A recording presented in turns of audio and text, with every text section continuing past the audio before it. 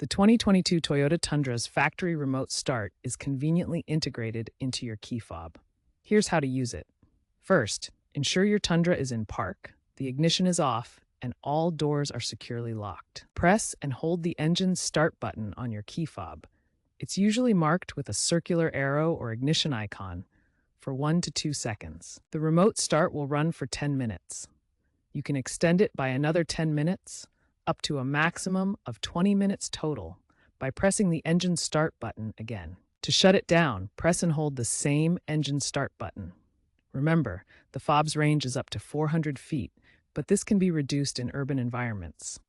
The Tundra's remote start includes important safety features.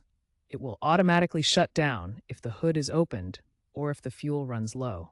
The system also relies on the vehicle's immobilizer and key fob encryption for security. One limitation is the automatic shutdown after 20 minutes to prevent battery drain. Cold climates can also impact the fob's battery life, so replace it every 1 to 2 years. If you replace the key fob battery and the remote start stops working, you might need to visit a Toyota dealer to reset the pairing.